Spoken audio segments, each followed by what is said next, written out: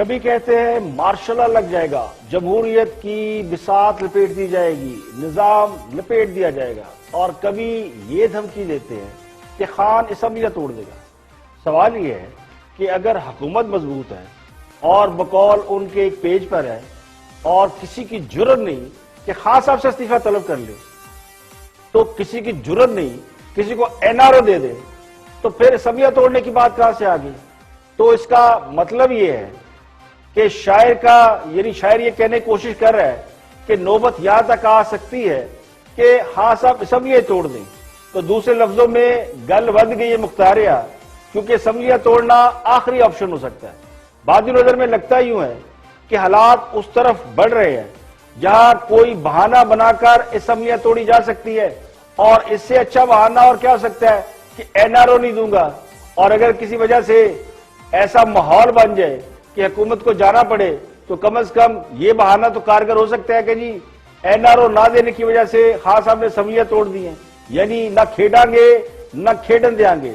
तो इस बात को भी मान लेना चाहिए कि हुकूमत अपोजिशन की मुहिम और सबसे ज्यादा नवाज शरीफ की तकारीर से परेशान है। और पंजाबी की एक मिसाल है कि गल इत्थों तक पहुंच गई है कि मरासिया के बाल ने बरतानी फौज भर्ती होकर बरतानिया का दिफा करना है, तो समझ लो गल मुक गई है। तो शेर रशीद ने आज आखिरी पत्ता भी खेल दिया है कि उनके पास आखिरी ऑप्शन असम्बलियां तोड़ना है। हालांकि कल ही हमने सुना कौम से बड़ा दबंग खिताब कि किसी की जुर्रत नहीं, और आज असम्बलियां तोड़ने का ऑप्शन भी दे रहे हैं। तो लगता यूं है कि नवाज शरीफ पर इल्जामात का सहारा लेकर अपना खौफ छुपाने की कोशिश की जा रही है, और वो कोशिश भी कामयाब होती दिखाई नहीं दे रही।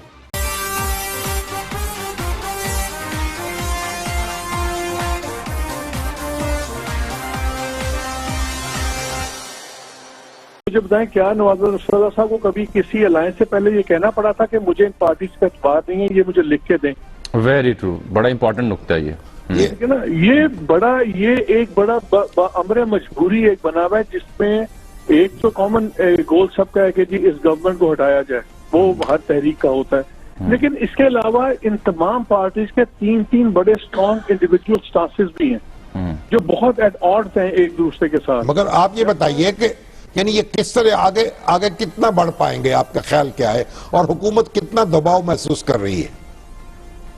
मेरी राय में जी अगर तब ये मोमेंटम बढ़ेगा जब ये रेजिग्नेशन अगर देते हैं, अगर रेजिग्नेशन देते हैं, क्योंकि शाम साहब देखिए जब रेजिग्नेशन लेट से देते हैं, गवर्नमेंट ने इनका ब्लफ का या गवर्नमेंट कहा कि जी आप करें रिजाइन, हम जौन सा है फॉरन इलेक्शन कराएंगे। 150 सीट पे सर बाय इलेक्शन नहीं रहता, वो एक जनरल इलेक्शन ही बन जाता ऑल प्रैक्टिकल पर्पसेस के। ठीक, एक पूरा मुल्क में हर मोहल्ले में कॉर्नर मीटिंग है, हर मोहल्ले में जलसा जुलूसी है, छोटी सी जुलूसी से बड़े से जुलूस है, और आप जरा सा रोना धोना जब डालेंगे, आप एक शामी गरीबा कर लें, आप लोगों को चौक में ला के पत्थर भी चलवा देंगे लोगों से। पार्टीज को तो सूट करता है, गवर्नमेंट को दोनों सूट नहीं करती है, अपोजिशन को दोनों करती है। इनकी सीरियसनेस मेरा ख्याल है अवाम में सीरियसनेस तब आएगी जब ये अगर ये रिजाइन करते हैं, जो इनका अल्टीमेट स्टेप है, मेरा ख्याल है वो स्टेप इनका पहला स्टेप होगा तो बात बनेगी। ये शामी साहब अभी तो पार्टी शुरू हुई है। देखिए, लोहे पर चोट उस वक्त मारी जाती है जब लोहा गर्म हो, ठंडे लोहे पर चोट नहीं मारी जाती। उसका नतीजा ये होता है कि वो लोहा वापस आता है और आपको चोट लग सकती है। असम्बली से इस्तीफे देना ये पहला ऑप्शन हो ही नहीं सकता। अपोजिशन के पास ये बहुत बड़ा और वाहिद हथियार है जो क्लाइमेक्स में इस्तेमाल हो सकता है। तो अभी तो हल्की फुल्की मौसीकी शुरू हुई है, कोई जलसे जुलूस, कोई गिरफ्तारियां, कोई छापे, कोई पकड़ दकड़, 2-4 जुलूस हो जाएंगे। इसके बाद कुछ समझ में आएगा कि अपोजिशन कहां खड़ी है, और अभी से अगर अपोजिशन इस्तीफे दे दे तो बात बनती नहीं है। मेरे नजदीक अपोजिशन के इस्तीफों का मुतालबा वो लोग कर रहे हैं जिन्हें अच्छी तरह मालूम है कि आखिरी ओवर का खेल शुरू के ओवर में खेलने से लेने के देने पड़ सकते हैं। तो असम्बलियों से इस्तीफे मसले का हल होते तो अपोजिशन बहुत पहले इस्तीफे दे चुकी होती, और अगर अपोजिशन ये गलती करती कि इस्तीफे दे देती तो जितनी मार पड़ रही है मेरे ख्याल में इससे कई 8-10 गुना ज्यादा पड़ी होती। तो तहरीक जो होती है उसके लिए मोमेंटम बनने में कोई देर नहीं होती, तहरीक के लिए कमिटमेंट जरूरी होती है। अब नवाज शरीफ वापस आए, वो भी बड़ा मोमेंटम हो सकता है। 2-4 इश्यूज मौजूद हैं, सोशल इश्यू, अपोजिशन उनके ऊपर बात कर सकती है, उनका मोमेंटम बन जाएगा। अब सोशल मीडिया और जराए अबलाग की तरक्की ने ये जो पॉलिटिकल मूवमेंट है इनके अंदाज बड़ी हद तक बदल दिए हैं। प्रोपोगेंडे और बयानिए की जंग मीडिया पर लड़ी जाती है, खासकर सोशल मीडिया पर, तो इस हकीकत को नजरअंदाज नहीं किया जा सकता। अभी 2-4 रोज पहले आपने देखा सरकारी मुलाजमीन इस्लामाबाद में हजारों की तादाद में बाहर निकले। अब मेन स्ट्रीम मीडिया ने वो खबर नशर नहीं की या होने नहीं दी गई। दोनों सूरतों में आपने बहुत से लोगों को नहीं पता कि ये हुआ है। तो लेकिन जुबान खल्क को निकारा खुदा कहते हैं, लोग बाहर निकल रहे हैं। अब कोई दिखाता है, कोई नहीं दिखाता।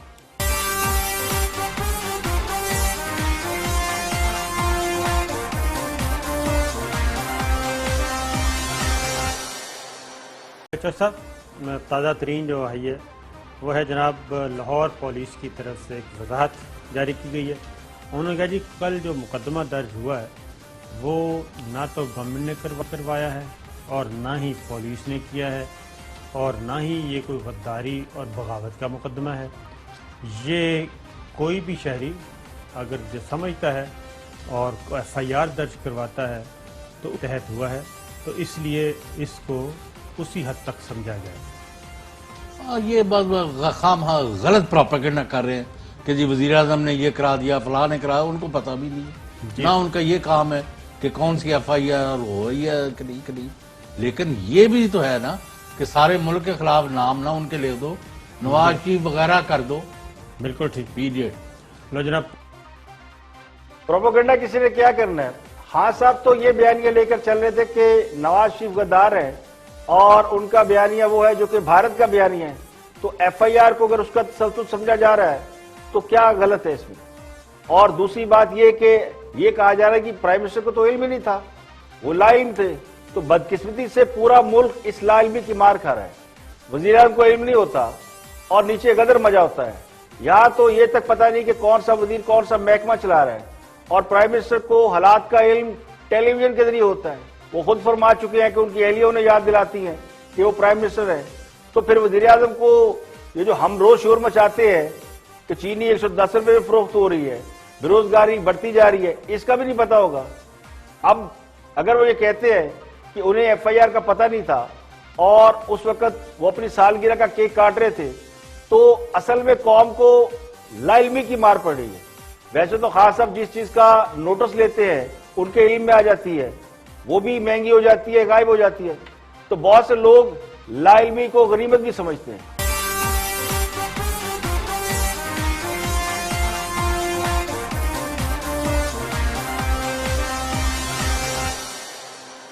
और एक और बड़े बड़े तर्जुमान है हुकूमत के सदाकत अब्बासी गुफ्तगू कर रहे हैं कामरान शाहिद के साथ। देखते हैं कि वो क्या फरमाते हैं, क्या वर्जन है हुकूमत के इस हवाले से। वॉच अब्बासी साहब। नून लीग ही उसके खिलाफ आप बगावत के मुकदमे कायम कर दें, उनके लीडर को आप इश्तिहारी करार दे दें, कॉन्विक्ट करार दे दें, वो इस कौम का मुस्तकबिल है। क्योंकि गैलेप पोल के तहत भी आपकी इकोनॉमिक पॉलिसीज नाकाम हुई हैं और अवाम के पॉइंट ऑफ व्यू से भी आपकी इकोनॉमिक पॉलिसी चल नहीं पा रही। अब्बासी साहब, इस मुल्क का मुस्तकबिल नून लीग है, बकौल नून लीग। जी बहुत शुक्रिया कामरान साहब। बिल्कुल मैं समझता हूं कि इस मुल्क का मुस्तकबिल मियां नवाज शरीफ में ही है। जब वो वापस आएंगे, जब वो हिसाब देंगे, जब वो अपने पैसे लूटे वापस करेंगे, पाकिस्तान में लोगों को यकीन हो जाएगा कि चोरी चकारी करने का की सजा होती है और अमीर का चोर जो है वो बाहर चला जाता है और गरीब का चोर जेल जाता है। जिस दिन इंशाल्लाह ये नहीं होगा उस दिन पाकिस्तान अपने ट्रैक पे आ जाएगा। पाकिस्तान को सिर्फ एक चीज ने लूटा है, वो ये करप्शन थी। पाकिस्तान में जितने कर्जे आए उस सब की किकबैक्स ली गई, जितने मंसूबे लगे उसमें किकबैक्स ली गई, LNG में किकबैक्स, बिजली के आपकी गवर्नेंस में सवाल है। ये तो बुरे लोग हैं, ये करप्ट लोग हैं। मोहतरम मियां नवाज शरीफ साहब इस सारे मामले के मुजद हैं। जब वो जेल जाएंगे इंशाल्लाह पाकिस्तान का मुस्तकबिल ठीक होना शुरू हो जाएगा। एक मिनट, हिस्टोरिकली पहले नवाज शरीफ को अंदर रखने से हुकूमत नहीं चल रही थी, अब उन्हें बाहर रखने से हुकूमत नहीं चल रही। सवाल ये है कि अगर नवाज शरीफ को जेल में रखने से इस मुल्क के मसाइल हल हो सकते हैं तो फिर उन्हें बाहर क्यों जाने दिया गया? क्या हुकूमत नहीं चाहती थी कि इस मुल्क के मसाइल हल हो? नवाज शरीफ जब जेल में थे तो क्या महंगाई 3% थी, पेट्रोल को 50-60 का बिक रहा था, 1 करोड़ नौकरियां आवाम को मिल चुकी थी, 50 लाख घरों की तामीर हो चुकी थी या शुरू हो चुकी थी, पाकिस्तान का कर्ज उतर चुका था। क्या हुआ था? तो कुछ भी नहीं हुआ था। नवाज शरीफ काफी अरसा जेल में रहे, तो यही सारा शोर था, यही रौला था, महंगाई, बेरोजगारी, ये सब तो चल रहे थे मसले। ये तो वही हिसाब हुआ कि हालांकि छत पर मैं होता तो पतंग मैंने ही लूटना थी, ना हालांकि छत हुई ना आपने पतंग लूटी। अब हुकूमत का सबसे बड़ा मसला नवाज शरीफ को जेल में डालना। जी वो नवाज शरीफ आएंगे तो जेल में चले जाएंगे तो बड़े मसाइल हल हो जाएंगे, तो रखते जेल में नवाज शरीफ को। नवाज शरीफ कौन सा जेल तोड़कर भागे हैं? ईसीएल से नाम कबीना ने निकाला, खान साहब ने उन्हें बाहर भेजा, बकौल हुकूमत वो झूठ बोलकर गए। मान लेते हैं झूठ बोलकर गए होंगे, तो क्यों यकीन किया हुकूमत ने एक मुजरिम पर? असल कसूरवार तो वो है जिन्होंने उन्हें भेजा। क्या किसी कैदी को हुकूमत इस तरह छोड़ती है, चाहे वो कितने सच्चा और कितने ईमानदार क्यों ना हो?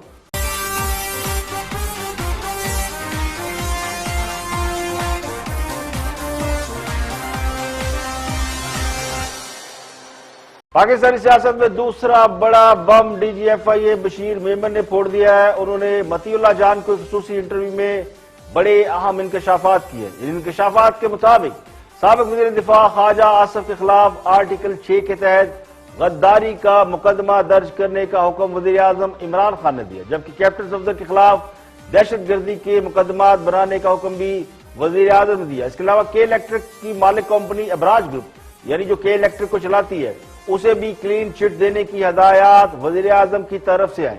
और बशीर मेमन ने नैब के हवाले से जो अहम इंकशाफात किया और अपोजिशन के हवाले से मुकदमात जो बने, उस पर पूछे गए सवाल के जवाब उन्होंने कहा कि ये जो कुछ नैब आजकल कर रहा है यही एफआईए से कराने की बात की गई थी। तो क्या कहा साबिक डीजी एफआईए ने?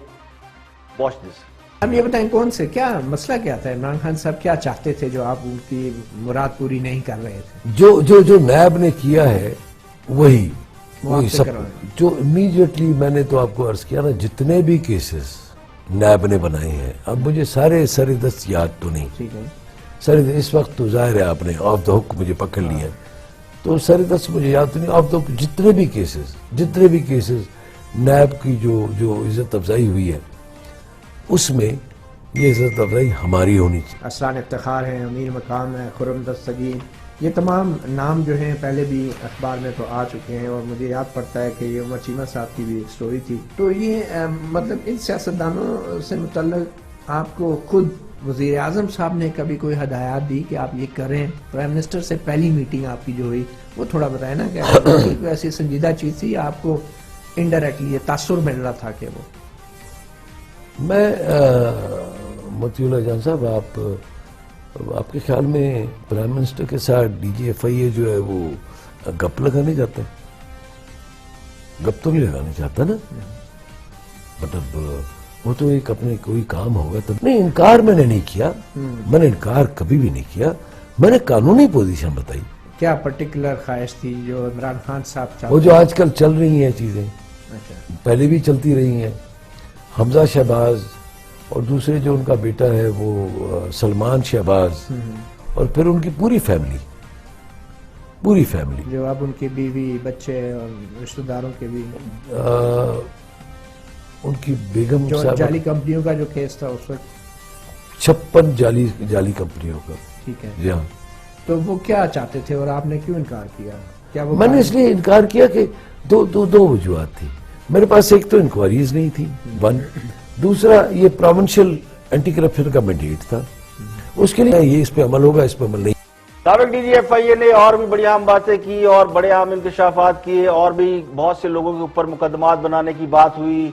उनके प्रोग्राम का इसमें से दूसरा हिस्सा भी क्लिप आपको दिखाते हैं, उसके बाद इस पर तबसरा करते हैं। नवाज शरीफ और मरियम नवाज के हवाले से क्या खुसूसी ख्वाहिशात थी उनकी एफआईए की तरफ से? क्या तवक्कुआत थी एफआईए के लिए? उनकी तवक्कुआत तो जाहिर है जो अभी पूरी हो रही हैं, अभी भी पूरी हो रही हैं, अभी भी हो रही हैं। और दूसरे जो उनके जो दामाद हैं, कैप्टन कैप्टन सफदर जो है, उनके हवाले से ओके, बिल्कुल उनको तो बिल्कुल जिस तरह हो रहा है उनके साथ जो नैब कर रहा है, मतलब क्या पर्टिकुलर उस वक्त क्या कैप्टन साहब कोई एहसासों का इशू बनाना चाहते थे से क्या? ये एक कोई तस्वीर आई थी, उसके हवाले से भी हो रहा था कि ये टेररिज्म का केस होना चाहिए। अच्छा, यस, सोशल मीडिया पे तो सोशल मीडिया पे कोई तस्वीर थी फर्स्ट लेडी की, उसके मुतालिक। तो आपने क्या आपकी राय नहीं थी? नहीं हो सकता। नहीं, ये टेररिज्म कैसे हो गया? अच्छा, टेररिज्म कैसे हो गया? टेररिज्म की एक डेफिनेशन है कानून में। और वो तस्वीर भी एक नॉर्मल तस्वीर थी, नॉर्मल तस्वीर थी, नॉर्मल एक तस्वीर थी। शायद खाकान अब्बासी साहब के हवाले से भी कोई दबाव था कि उनके ऊपर भी कुछ निकालें, कुछ करें? हाँ, मतलब शाहिद खाकान अब्बासी साहब के जो केस अभी मतलब अभी एक कराची का में मैन चल रहा है, LNG का है, मतलब एक नहीं था। मुझे तो अभी ये चीजें मतलब इसलिए डिफीट हो जाती हैं कि वो सारे के सारे वो नैब ने पूरे का पूरा वो कर लिया, उठा लिया। मैं ये नहीं कहूँगा कि मुझे सामने लाया जाए या FIA को सामने लाया जाए, लेकिन उनके ख्याल में हम ज्यादा कॉम्पिटेंट हम बना सकते हैं। अच्छा, लेकिन मैं ये समझता था कि नहीं, कानून ये कहता है, ये नहीं कहता, हमने कानून के मुताबिक चलना होता है। तो साबिक DG FIA ने इस मुल्क में होने वाले सियासी इंतकामी एहतसाब की कहानी खोलकर बयान कर दी और अपोजिशन के खिलाफ नैब की मुकदमेबाजी को बिल्कुल एक्सपोज कर दिया। साबिक DG FIA जब ये कहेंगे कि उन्हें वजीर आजम ये हुक्म देते थे कि लीगी क़यादत पर दहशतगर्दी और गद्दारी के मुकदमा बनाए, तो इससे ज्यादा और क्या सबूत चाहिए कि ये मामला एहतसाब का नहीं बल्कि कोई और मामला है, और किस तरह महज अपनी तस्कीन और अपना गुस्सा निकालने के लिए मुल्क के इदारों का बेदरेग इस्तेमाल किया जा रहा है। दिन रात अवाम से झूठ बोला जाता है कि इदारे खुद मुख्तार हैं और उसके पीछे हुकूमत नहीं। हुकूमत ये दावा करती है कि हम किसी पर कोई मुकदमा नहीं बना रहे, जो कुछ है वो साबका हुकूमतों का अपना किया धरा है, और नैब में जितने मुकदमात हैं वो सारे पिछली हुकूमतों ने बनाए थे। तो कानून की हुक्मरानी का भाषण देने वालों को जिस तरह बशीर मेमन ने बेनकाब किया है, इसके बाद मुझे नहीं लगता कि पीछे कुछ रह गया हो। जो मरियम नवाज और नवाज शरीफ खानदान के खिलाफ दहशतगर्दी के मुकदमात कायम रखने की ख्वाहिश रखते हैं, साबिक हुक्मरानों पर करप्शन के इल्जाम लगाए गए, अगर करप्शन निकल आती तो कौम आसानी से मान जाती, लेकिन ये बात करप्शन से कहीं आगे निकल गई है। अब इसके पीछे जाती ख्वाहिशात और इदारों का इस्तेमाल और उसका एक सिलसिला नजर आता है। तो ये सियासत नहीं है, बल्कि ये वो मामला है जिसकी बुनियाद पर कौम में बड़े पैमाने पर तकसीम नजर आती है। लोगों को एक दूसरे से लड़ाया गया और एक दूसरे के खिलाफ नफरत पैदा की गई, इसी पर इत्तेफाक नहीं किया गया, बल्कि इससे 2-4 हाथ आगे जाकर गद्दारी और दहशतगर्दी के मुकदमा दर्ज करवाने की कोशिश उस बदनीयती को जाहिर करती है, बल्कि इससे 2-4 हाथ आगे जाकर गद्दारी और दहशतगर्दी के मुकदमा दर्ज करवाने की कोशिश और बदनीयती को जाहिर करती है। इख्तियारात का नाजायज इस्तेमाल, यानी ये इल्जाम खान साहब दूसरों पर लगाया करते थे कि वो इख्तियारात का नाजायज इस्तेमाल करते रहे, यानी साबिक हुक्मरान इख्तियारात का नाजायज इस्तेमाल करते थे। तो अब जो हो रहा है, क्या वो इख्तियारात का जायज इस्तेमाल है?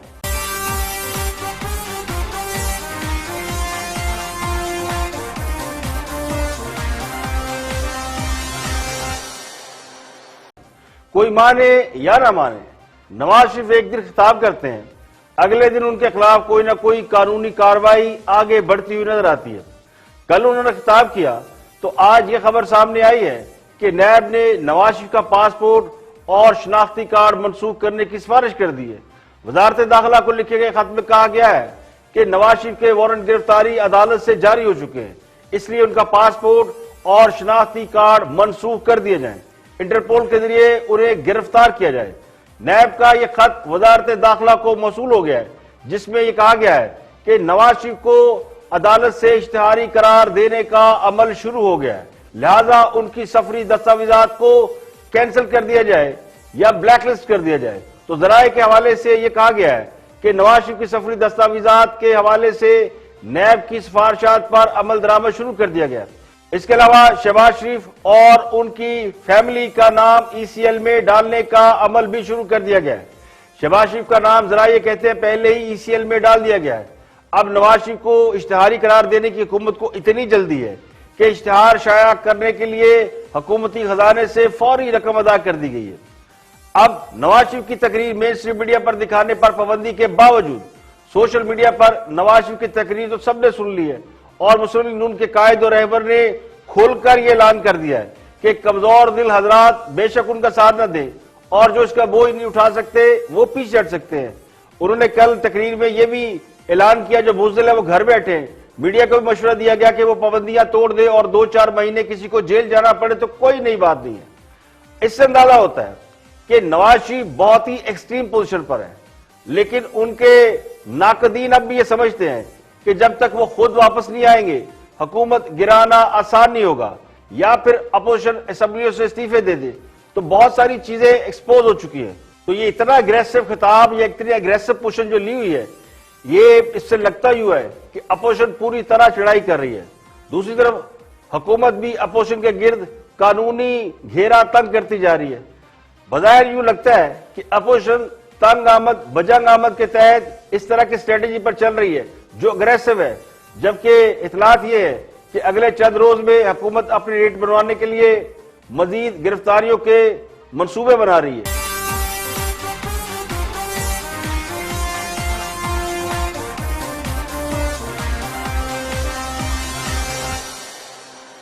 और अमेरिका में पाकिस्तान की मलकियत होटल रोजवेल्ट को बंद करने का ऐलान कर दिया गया है। यानी 1 करोड़ नौकरियां देने वालों ने गुज़श्ता कई साल से, तकरीबन 20 साल से मुनाफा बख्श होटल को बंद करके न सिर्फ वहां पाकिस्तानी अमले को बेरोजगार कर दिया है, बल्कि रोजवेल्ट होटल जिस पर कई सरमायादारों की, कई लोगों की राल टपक रही है, अमेरिकी सदर ट्रंप भी उसे खरीदना चाहते हैं। और सुना यह है कि अमेरिकी सदर हुकूमत पाकिस्तान से खुश नहीं है, खास से ताल्लुकात को अच्छे नहीं रहे, तो अब उनकी खुशनुदी हासिल करने के लिए यह होटल अमेरिकी सदर को फरोख्त किया जा सकता है। न्यूयॉर्क की बड़ी बड़ी इमारतों के दरमियान मैनहट्टन की 45वीं स्ट्रीट पर जो होटल नजर आता है उसका नाम रोजवेल्ट होटल है। और अमेरिका में मुकीम पाकिस्तानी फख्र से दूसरे गैर मुल्कियों को यह बताया करते हैं, बल्कि अमेरिकियों को बताते हैं कि यह हमारा होटल है। यह पीआईए का असासा है जो 1979 में पीआईए ने लीज पर लिया था और 1999 में यह 3 करोड़ 65 लाख डॉलर का पीआईए ने खरीद लिया। इस वक्त इसकी मालियत अरबों डॉलर है। तो 1 सदी पुराना होटल 31 अक्टूबर से बंद किया जा रहा है। अब पीआईए के तर्जमान अब्दुल्ला खान ने रोजवेल्ट होटल बंद करने की तस्दीक कर दी है। वे कहते हैं कि पीआईए का जो होटल रोजवेल्ट है इसको 31 अक्टूबर से माली अखराजात के बायस बंद किया जा रहा है और रोजवेल्ट होटल के मुस्तकबिल के फैसले के लिए फाइनेंशियल एक्सपर्ट की खिदमात हासिल की जाएंगी। अब पीआईए का मलकियती होटल बकौल पीआईए के तर्जमान के वो कर्ज में डूब चुका है, उसके एसेट्स खतरे में है और गुज़श्ता 2 साल में होटल को $10 बिलियन का नुकसान हुआ है।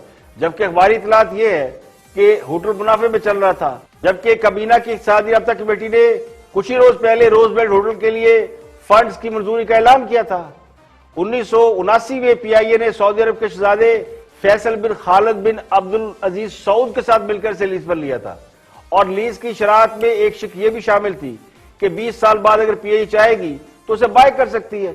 इसी बुनियाद पर इस होटल को 1999 पीआईए ने बाय किया था, जिसके लिए अदारे ने होटल मालिक पाल मेल्स्टेन के साथ एक तवील कानूनी जंग भी लड़ी थी, कामयाबी हासिल की थी। अब ये भी बंद कर दिया गया है और उसे बेचा जा रहा है। और बहुत से लोग कहते हैं, बल्कि सोशल मीडिया पर ये बातें ज़रा गर्दिश है कि जुल्फी बुखारी साहब जो कई दिनों से गायब हैं, उनके बारे में और भी बहुत सी बातें होती है। आप प्राइम मिनिस्टर के एडवाइजर हैं, लेकिन कहा यह जा रहा है कि वो भी इस होटल के हवाले से इसे बेचने खरीदने के मामले में उनका भी कोई इंटरेस्ट है। तो हो सकता है कि वो इन दिनों अमेरिका में हो या कहीं इसी मामले को आगे देख रहे हो। तो वो कहते हैं ना कि ये सब क्यों हो रहा है, तो कोई पूछे तो कहना खान आया था।